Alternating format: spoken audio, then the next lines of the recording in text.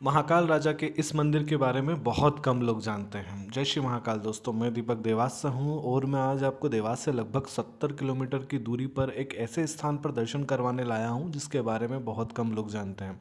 जी हाँ, सुंदरसी, जिसे प्राचीन काल में सुंदरगढ़ कहा जाता था। एक ऐसा गांव और एक ऐसा स्थान जिसके बारे में क्या ही बताया जाए।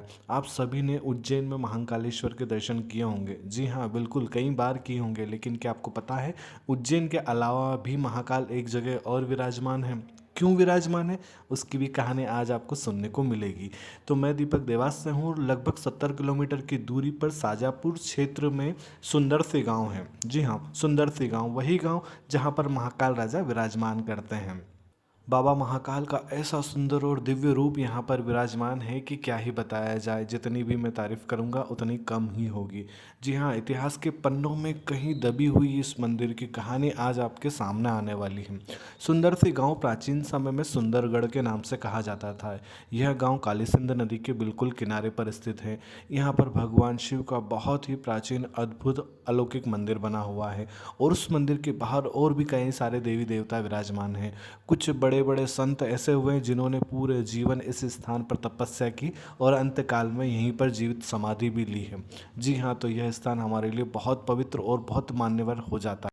इस मंदिर का संबंध राजा विक्रमादित्य से बताया जाता है। कहा जाता है राजा विक्रमादित्य और भर्तृहरि जी की एक बहन थी जिनका नाम था सुंदरा। उनका विवाह इस स्थान पर सुंदरगढ़ में हुआ था।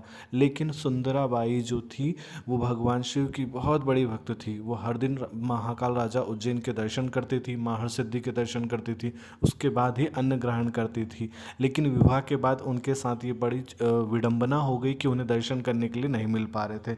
तब राजा विक्रमादित्य ने अपनी बहन के लिए यहाँ पर भगवान शिव को, महाकाल को जो है विराजमान किया और बहुत ही भव्य और अद्भुत मंदिर का निर्माण यहाँ पर उन्होंने किया। मंदिर बहुत सुंदर और अद्भुत है। यह अभी का जो गांव है सुंदर सी, उससे थोड़ी सी दूरी पर है, लेकिन यह प्राचीन समय से है इसलिए बहुत सुंदर है। इस मंदिर की बहुत अनोखी बातें हैं। अगर मैं आपको बताना चाहूँ तो मुझे यहाँ बहुत सारे मंदिरों को दर्शन करने को मिले।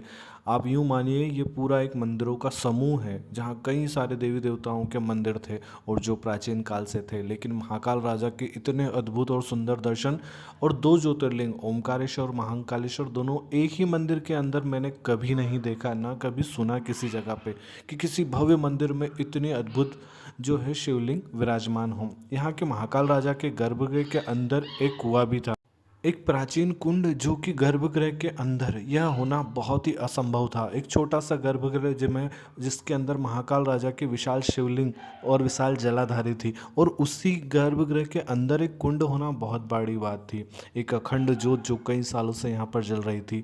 माँ भगवती पार्वती जो हर समय महाकाल राजा की भक्ति में लीन रहती हैं, यहाँ एक साथ दो शिवलिंग के दर्शन करने को मिल रहे थे और ऐसा महसूस हो रहा था जैसे मैं किसी और ही दुनिया में हूँ। मध्य प्रदेश में इतना अद्भुत मंदिर और हम लोगों ने आज तक दर्शन नहीं किए, ये सच में बहुत बहुत निंदनीय था मेरे लिए। ओमकारेश्वर जी के दर्शन आपको शुरू में ही करने को मिलेंगे। नंदी बाबा के ठीक सामने है, यानी मंदिर के पहले पड़ाव में, जिसे नंदी हाल कहना तो गलत होगा, लेकिन यह मंदिर जो है इसमें दो गर्भगृह है। पहले गर्भगृह में ओमकारेश्वर की विशाल जलाधारी के साथ विराजमान है, बड़े सुंदर और अद्भुत प्रतिमा है। इसके अलावा अंदर जाकर महाकाल राजा के दर्शन होते हैं। दोनों के ही दर्शन बड़े दुर्लभ थे। महाकाल राजा के दर्शन गर्भगृह में थोड़ा नीचे जाने पर सीढ़ियाँ उतरने के बाद होते थे। यह मंदिर बहुत अद्भुत है, यह परिसर बहुत अद्भुत है। यहाँ की छटा, यहाँ की ऊर्जा और यहाँ की सकारात्मक चीज़ें जो थी वो मेरे मन को भाव विभोर करने वाली थी। इस मंदिर को एक ही रंग से पोता गया है, लेकिन इस मंदिर की जो संरचना है वो बहुत अलग है। इसका जो धड़ है मंदिर का वो एक पुराना है, लेकिन उसके ऊपर शिखर बाद में नया बनाया गया है। अब यह मंदिर क्यों तोड़ा गया, किसी के द्वारा तोड़ा गया या फिर क्या चीज़ें ऐसी हुई थी जिसके कारण इस मंदिर का जो प्राचीन वाला शिखर था वो नहीं है और दूसरा शिखर कब बना है, यह सारी जानकारी तो माफ़ करना मुझे प्राप्त नहीं हुई। लेकिन इस मंदिर को देखकर ये लगता है कि हाँ, इस मंदिर का ऊपरी हिस्सा पहले कुछ और था। इसी मंदिर के परिसर में है एक देवी माँ का मंदिर जो कि राजपूत समाज के एक कुल की जो है देवी माँ है और गोत्र की देवी माँ है।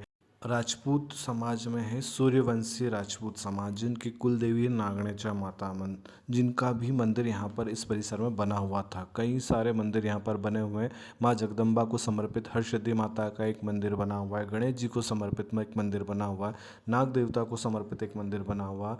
इसके अलावा हनुमान जी और कई सारी शिवलिंग और कई सारी ऐसी मूर्तियाँ हैं जो कि प्राचीन मंदिर के इतिहास को अभी भी अपने अंदर समेटे हुए हैं, जो कई सारी खंडित है और कई सारी पूर्ण रूप से आज भी ऐसी प्रतिमाएं यहाँ पर विराजमान हैं।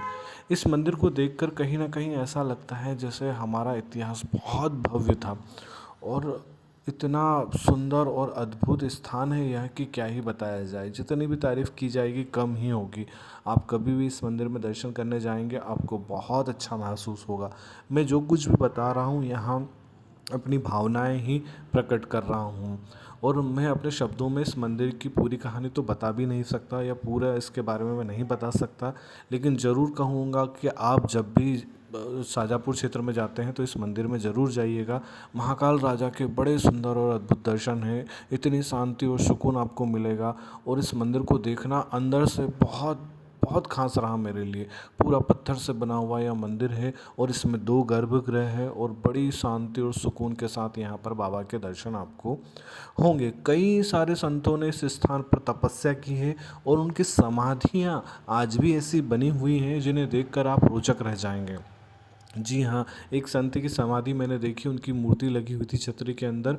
उन्हें देखकर बिल्कुल यकीन ही नहीं होता कि यह कोई संत है, मूर्ति है या साक्षात इस स्थान पर बैठे हुए हैं। ये बहुत बड़ी बात थी। ऐसे दिव्य संतों के दर्शन होना हमारे जीवन में आम नहीं है, लेकिन इस स्थान पर ऐसा लगा जैसे ईश्वर के साथ साथ संतों के भी दर्शन हो गए हों। बड़ा रोचक और बड़ा अद्भुत मंदिर है ये। इस स्थान पर दर्शन करके मुझे बहुत अच्छा लगा। आपको भी जब समय मिले आप ज़रूर जाइएगा।